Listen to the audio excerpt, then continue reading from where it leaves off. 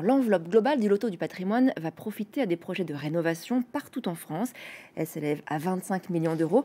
Notre région est plutôt bien lotie, avec notamment une aide de 300 000 euros destinée au fort de Fézin. Un autre fort, plus petit, dans l'Ain, à Néron, est lui aussi doté d'une belle enveloppe. Voyez le reportage de Marine Zamit et Franck Grasso.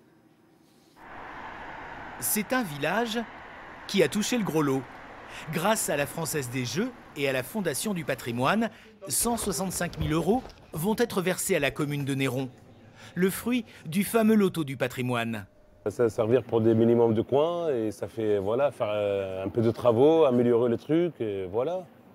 Ça fait un grand plaisir sincèrement. Le truc à améliorer se trouve sur les hauteurs.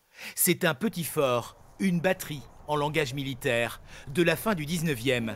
Avec la manne du loto, le conseil municipal a plein d'idées, mais surtout va parer au plus pressé. Rénover les corniches en partie supérieure, parce qu'aujourd'hui on a des gros problèmes d'infiltration dans les salles et qui détériorent pas mal le bâti. Car le potentiel est énorme. Imaginez 16 000 mètres carrés, une perle du génie militaire qu'il faut sortir de l'oubli. Et on voit que la pierre de Villebois ressort parfaitement bien une fois que les graffitis sont effacés. La batterie de Sermenaz faisait partie de la ceinture de protection de Lyon. On va aller voir si on nous attaque. Si le site n'a quasiment jamais servi, il offre aujourd'hui une belle vue sur la métropole lyonnaise. Le coup de pouce financier du loto doit accélérer l'ouverture au public. Ça représente environ 20% du budget, 20 à 25% du budget des travaux qu'on avait prévu de faire en rénovation propre du bâti pour accueillir les habitants et ouvrir les portes un maximum au cours de l'année.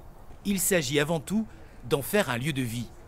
Ici, ce qu'on imaginait, compte tenu de la topographie du site, c'était peut-être un amphithéâtre de verdure pour des petites représentations, 150, 200 personnes. Parce qu'à l'arrière, on a également une petite casemate qui pourrait nous servir de loge. Voilà, c'est le genre de choses en fait, qu'on imagine sur le site. Petit café, petite restauration quand il est ouvert en fait, aux riverains en journée, comme si c'était un parc, un square, etc. Il reste beaucoup à faire, mais gagner à la loterie donne des ailes.